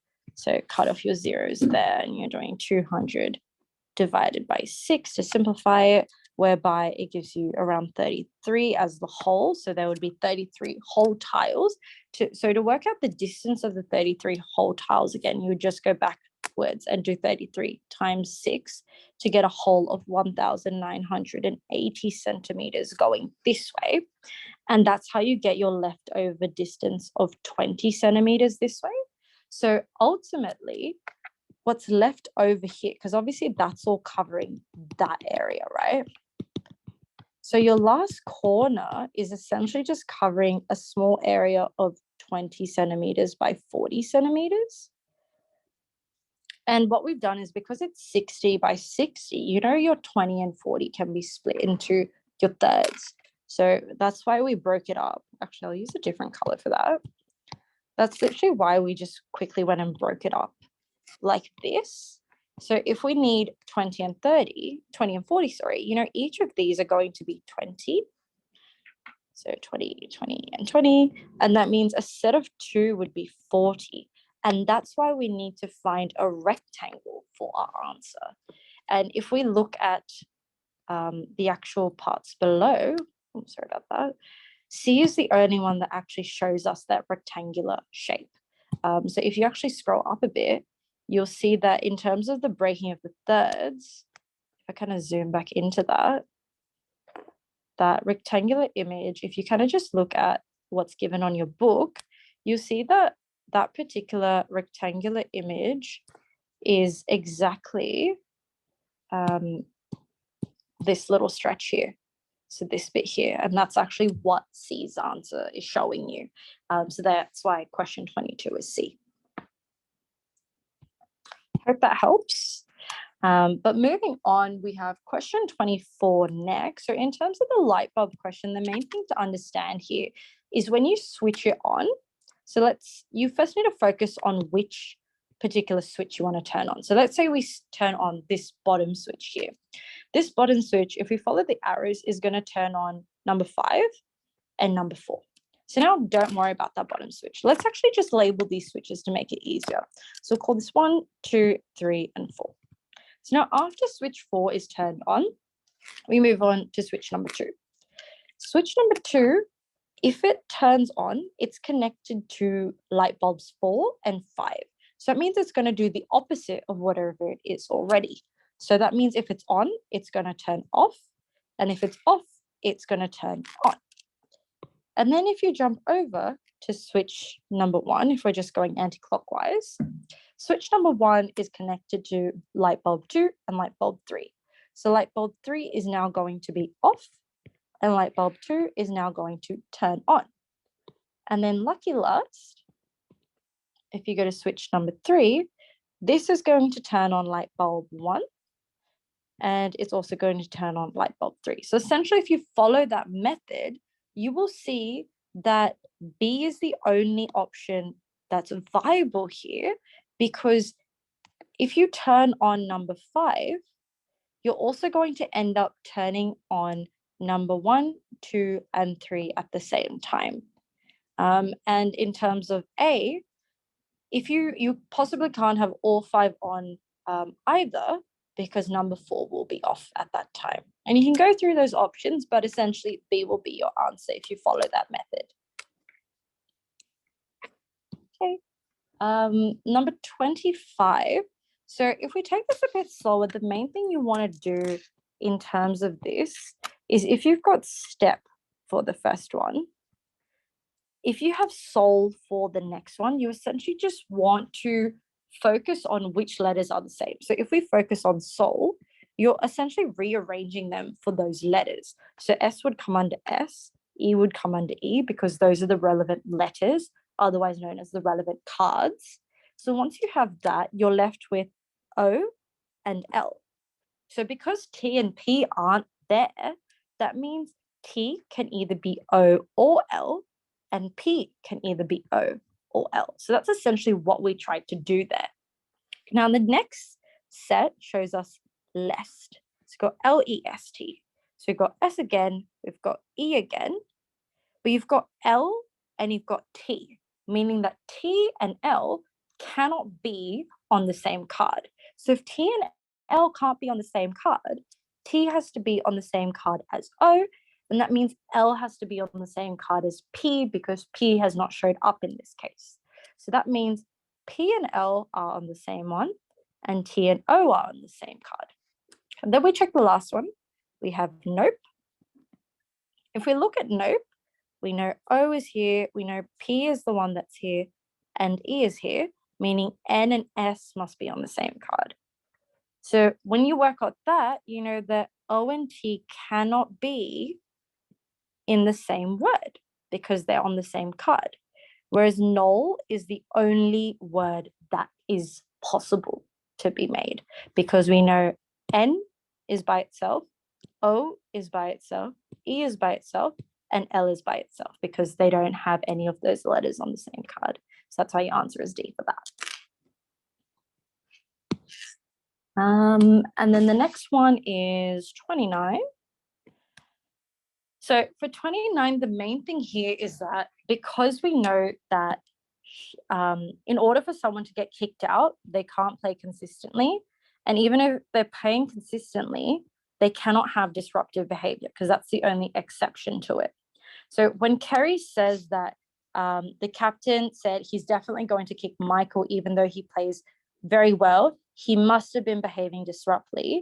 We know that's true because the only reason Michael's going to get kicked out is even though he's playing well, the exception here is that his behavior is disruptive, meaning he definitely will be kicked off the team because of that modality. So Kerry is right. But if we look at Felix, if Michael is the best player on the chess team, so this obviously shows that he's consecutive or he's consistent with his performance, there is no way the captain would consider kicking him. So it's not that there is no way, it's only if he is not disruptive. So because of that high modality saying he definitely, won't be kicked off, or there's no point in considering kicking him off, that's incorrect because we know that there is still a possibility if he was, disruptive or his behavior was disruptive. So therefore only Kerry is correct. And then if we move on to number 30, the main argument here is that we know that this department is supposedly important to Australian citizens. So we're highlighting it's important to Australia and to its citizens, to its government. Okay, so that's the main argument at hand. So when you go through thinking skills questions like this, in terms of identifying the main argument, it's usually in the first sentence or the last sentence. It's essentially summarizing it for you. So if you go through to see which one weakens it, the answer for this one, as we mentioned earlier, is going to be C. And that is purely because it's attacking this idea that it's not important to Australia and this department is not important to its citizens because it's saying comparatively to other countries, we don't actually have that issue. Therefore, it's not a need for us to have. Therefore, it's not necessarily important for us to have. So that's the main idea in terms of why C is the one that weakens the argument. So there you go. All right. That's pretty much that. So let's move on to the next one. So we've got question 31. So Ashley is experimenting with a digital clock. She types in a random time and date. So we've got 6:50 p.m. on the 24th of March, 1987 in the format as shown below. So a main thing here is trying to find the most important information. So the actual time isn't really necessary for us in this particular question, but rather we're trying to find something that has a date in it. So we're just looking at this component here. So we know that this is represented by the day, the month, and these are showing the year. So what we want to do is essentially rewrite the date out. So that would be the 25th of the 7th, 2000. So now you want to see how many dashes there are. So to find out the dashes, it's not too difficult. You can actually reference the numbers that are shown above. So the first number is number 2. So it's got 1, 2, 3, 4, 5. It's got 5 dashes here. Then the fifth one, you can actually use up here. So 1, 2, 3, 4, 5. Then remember, there are 2 spaces in between. So 1, 2. Your O has 1, 2, 3, 4, 5, 6. Your 7 has 1, 2, 3. Your dash has 2 again. Your 2 has 5. Your 0 has 6, 6, and 6. Now, if you add all these numbers up together, you should actually get a total of 42 dashes. And therefore, your answer is A. And that's it. So you can obviously try them out for the next ones as well, but you'll see that A is the one that gives you those 42 dashes. So essentially, you're just changing these dates into the format shown above, and then finding the number of dashes and adding them together to get your answer. Okay, now moving on, we have question 32. So for question 32, we know that there are 6 friends around this particular campfire, and we have the following rules that are given to us. So the first person who tells a story gives it to the person on their right, and then the next person is going to be opposite them. And we know there are 6 people in total, right? And they only keep at these alternating 2 rules. So as they go around, we want to see who's going to have the story. So if Natalie is the last person, we need to work backwards in order to find out who told the story first. So if we write out person 1, 2, 3, 4, 5, 6, we first need to identify which rule we need to follow first. So from 1 to 2, we went right. From 2 to 3, we went opposite. From 3 to 4, we went right. From 4 to 5, we went opposite. From 5 to 6, we went right. So now to go backwards, we need to go left, opposite. Oh. Let me pop it in a different color pen. So to go backwards, we need to go left, opposite, left, opposite, and then left again. So if we know that Natalie was the last person, so we're here, we need to go left first. So that means Owen would be number 2. Then we need to go opposite. Leslie would be number 3. Then we need to go left. Matt would be number 4. We need to go to the opposite. Jennifer would be number 5. And then we need to go left again, meaning Carl would be number 6. Or in other words, he would actually be number 1 in terms of going backwards. So that's why our answer is C. So if you follow this method and try and identify which rule needs to go where, it makes it a lot easier. And essentially what you're doing is you're not looking at it from a straight line perspective, but from a circle. So if it makes it easier, feel free to rotate your piece of paper as well to identify which way is left and which way is right.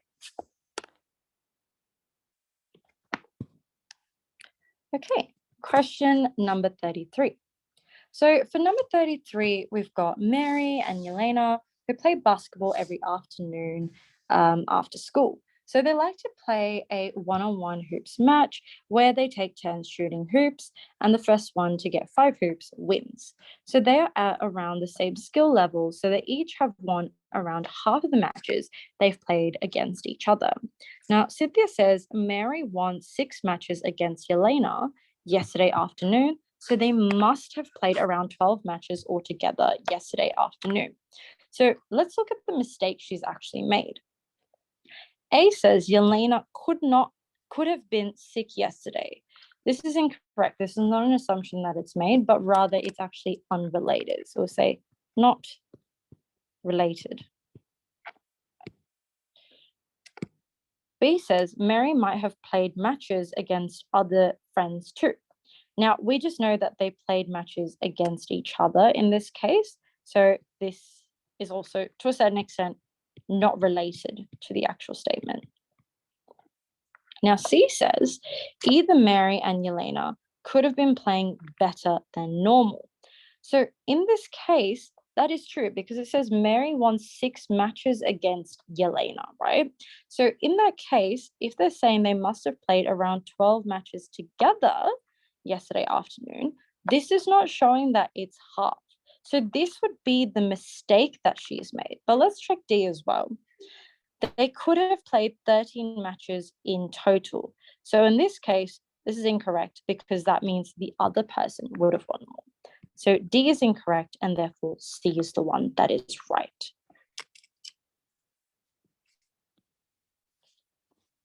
Right, moving on to number 34. Now, for number 34, it's really important that you write it out because it's easier to kind of visually see which letter or what letter corresponds to what symbol. So in terms of summarizing this question, we know that each of these letters in the alphabet corresponds to a specific or unique symbol. So we are told that Jess is written as percentage, $, arrow, arrow, and Tina is written as and, question mark, hashtag, and at. So now when Tina asks Jess what her favorite food is, she replies with the following. So we've got this little asterisk, we've got a question mark, we've got a $, and we've got the arrow. So given the information we already have, we can see here that the question mark represents the letter I. So we put the letter I here. The $, represents an E, and the arrows represent an S. So we want to see which one ends in IES. The only one that does that is A. So the answer is A for that particular question. Right. Let's move on. Question number 35. So for 35, the code to unlock a computer in sequence of 4 numerical digits. So we know that ultimately there should be 4 numbers.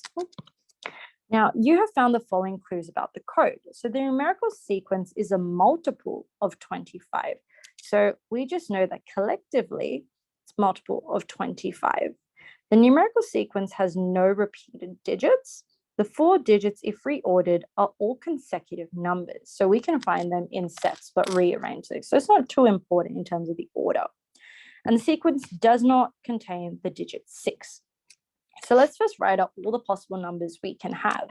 So we have 0, 1, 2, 3, 4, 5. We exclude 6 because it says it doesn't contain 6.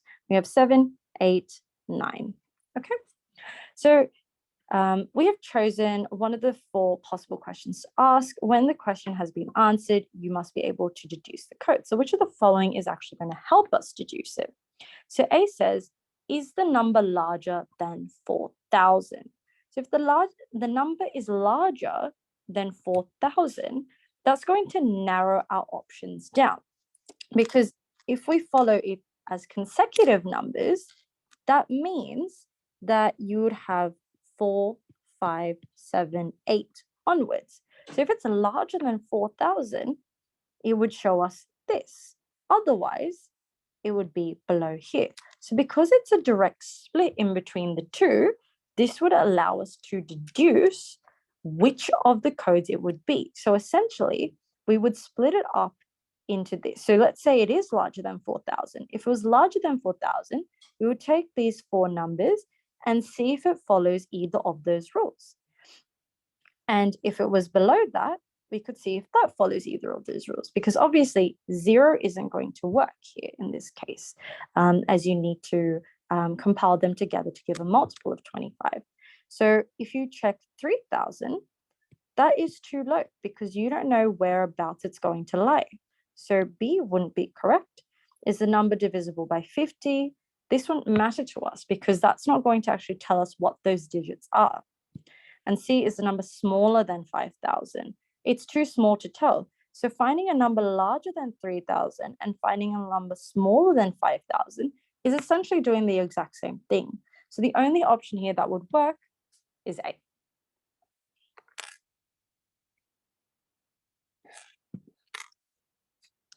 Okay.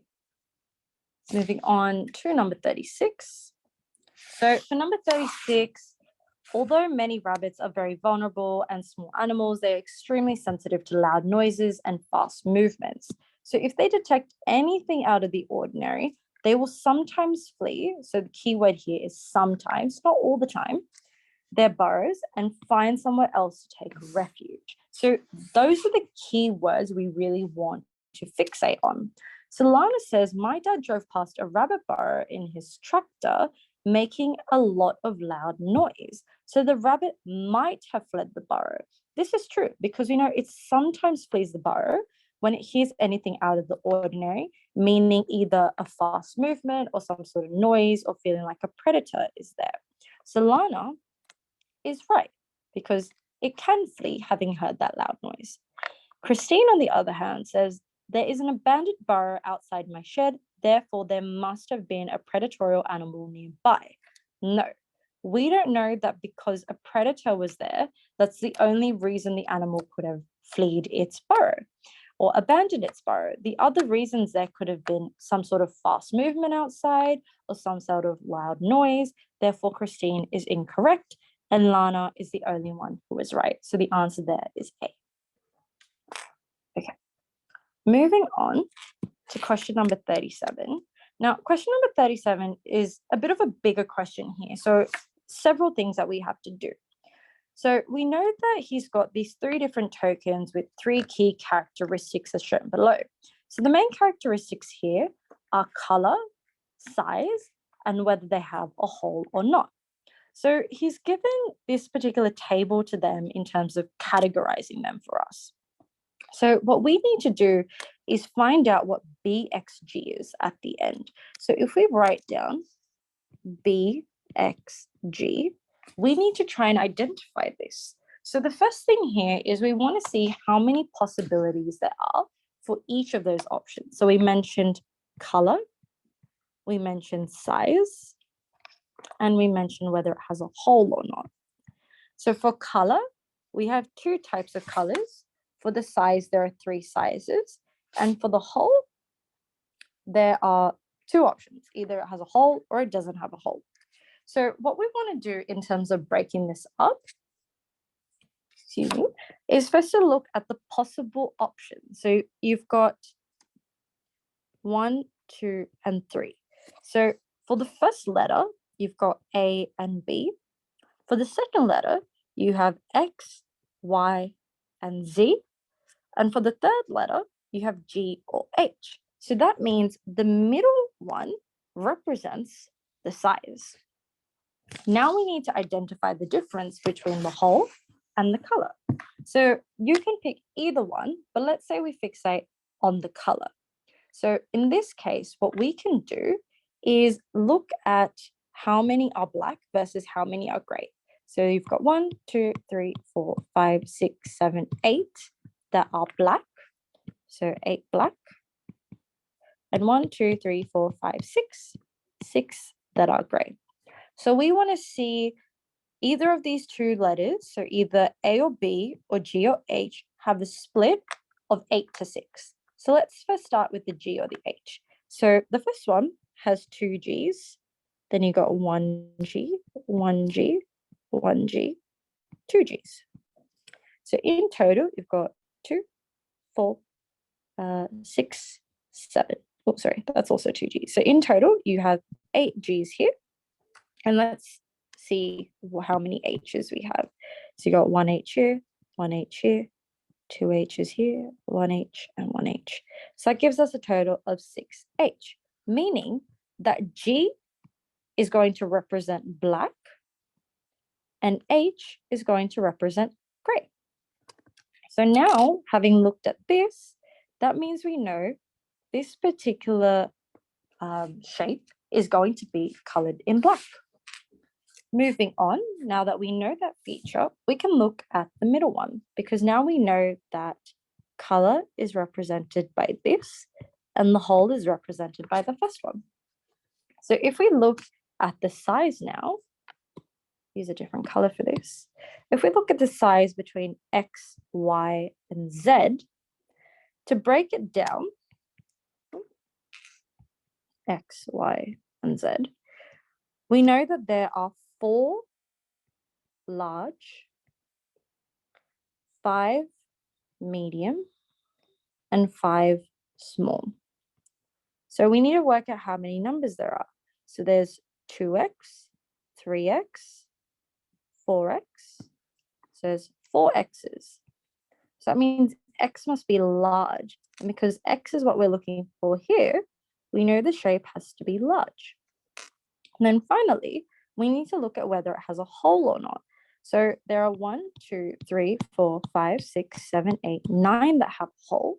And because the hole is represented by the very first value or the very first letter, we need to see which one has 9 of those. So you've got 1, 2, 3, 4, 5, 6, 7, 8, 9. So A represents holes and B represents no holes. So because we have B here, we're looking for a shape that has no holes. So ultimately, we're looking for this, a large black shape with no holes. So if we flip to the other side, the only one that's a large black shape with no holes is B. So therefore, the answer to number 37 is B.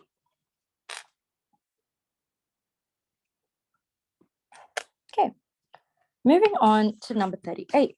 So in a particular spelling bee, there is a pool of 50 words and every participant is tested on 10 randomly selected words from the pool. So Cecilia says, if 5 of us sit the spelling bee and memorize the words, we will know the entire pool of words they could test us on. But if we have a pool of 50 words, and if they have 10 randomly selected words from the pool, and if 5 people sit it, theoretically, if they all had separate questions, this would work because it's 5 people multiplied by the 10 questions. That would give you the 50 that are collectively in the pool. However, what if they got tested on questions that overlapped each other? So if we go through that, that should ideally be our mistake. So if we go through A, they might change the pool of words. No, this is unrelated to the question. This is external information. So A is not correct. B says it is cheating to share answers with your friends. True, it is cheating, but that is not the point of the question though. So B is wrong. C, someone could be tested on the same word twice. No, that's not the point of the actual question. You're going to be given 10 randomly selected words. Giving you the exact same question twice is not going to work. And D, there could be repeated words between the 5 of them. This is the only reason why this theory is not going to work for them. So D is going to be our answer. All right, moving on, just 2 more to go. Number 39, we've got Adam, Barney, Daisy, and Eunice, who are on a road trip and they all have either blonde hair or black hair. So let's just write down our people. So we've got Adam, Barney, Chester, Daisy, and Eunice. So they have either blonde, so we'll say B for blonde or big B for blonde and little b for black. So to decide what activities they do on the road trip, they each vote for exactly 2 of the following activities. So these are the activities that we choose from, and we know they select 2. So Adam voted for fishing and swimming. So I'll put activity down here, and we'll just break it up like so. So Adam voted for fishing and swimming. So we've got fishing and we've got swimming. Barney voted for sledding and swimming. So we've got SL and SW. Chester voted for hiking. So he's got H, but we don't know what else he has. And everyone with blonde hair voted for fishing. So that means Adam must have blonde hair. And that means Barney must have black hair. We don't know about Chester yet because we don't know what the second activity he voted for was. And no one with black hair voted for hiking. So that means Barney must be blonde because he voted for hiking, meaning the other activity he chose must be fishing because you know people who chose fishing have blonde hair and vice versa. So which one of the following statements must be true? A, Adam has black hair. No, that's wrong. We just found out that he has blonde hair. B, Chester voted for fishing. Yes, this is true. But let's check the other ones. C, exactly 2 people voted for fishing. No, this is only the information that's been given. We also have Daisy and Eunice, and we don't know if they've picked fishing or not. So C is wrong. And D, Barney has blonde hair. No, we just found out Barney has black hair because he doesn't do fishing. So the answer here is B. Okay. And now the last question. A farmer is updating the records which list all the cattle on his dairy farm. So in this case, there are only cows who are able to produce milk. And he notes that there are 20 bulls altogether. So bulls equals 20 and cows 70. So in this case, your total cattle is obviously 20 plus 70, which is 90. And exactly half of the cattle in his farm actually produce the milk. So that means we have to do half of the cattle. So we have to do 90 divided by 2, which is 45. But now from there, we know that only the cows actually do produce it. So you have to do 45 minus the original 20. And that's going to give you 25.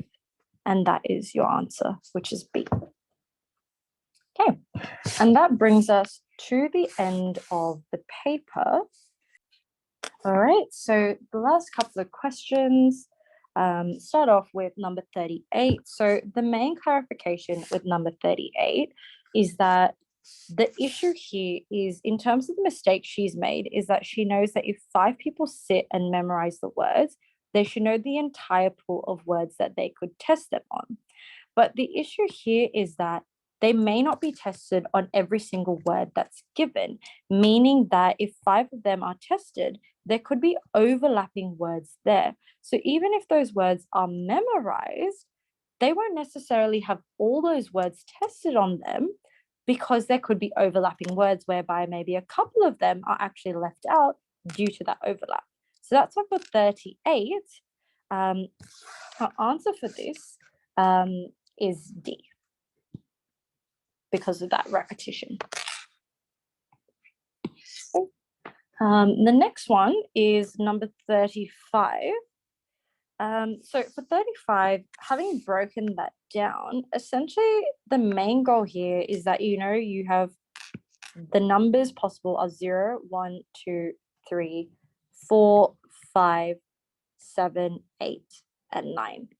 So in terms of deducing this, the reason the answer is A, if the number is larger than 4,000, is showcasing that obviously the number would be upwards of 4.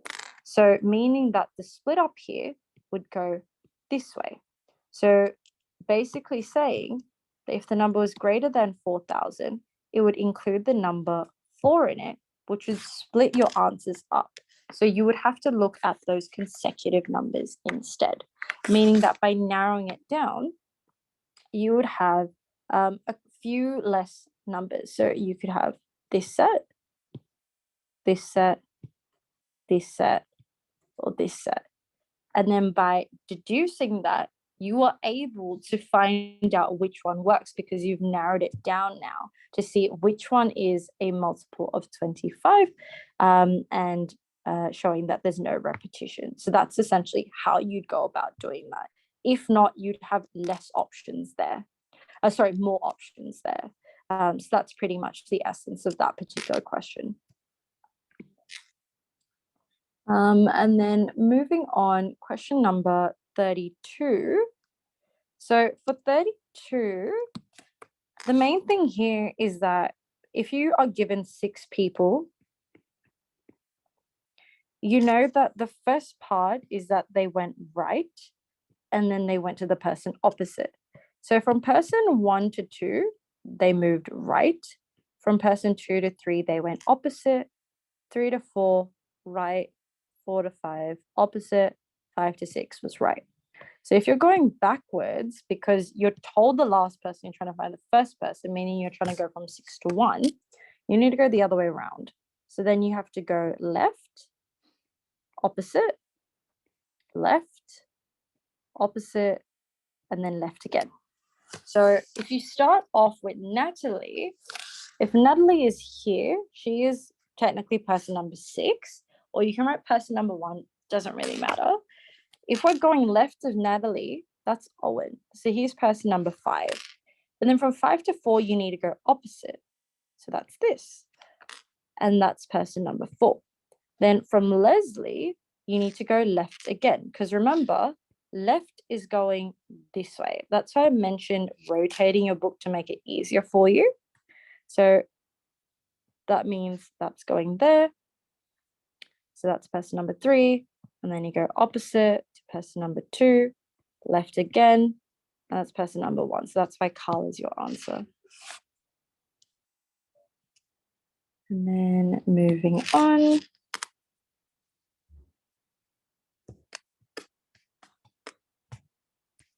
Question number 19 was the next one. So the main thing here is that given you have a multiple of 5, you set this particular number to be the standard number of tokens that each group has.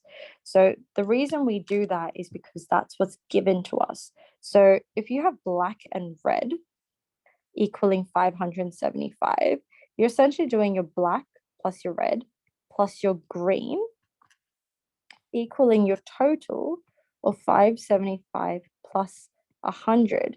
But the reason we have to multiply it by 5 is because we're trying to see what the value of each one is, having given the standard number of 5 tokens.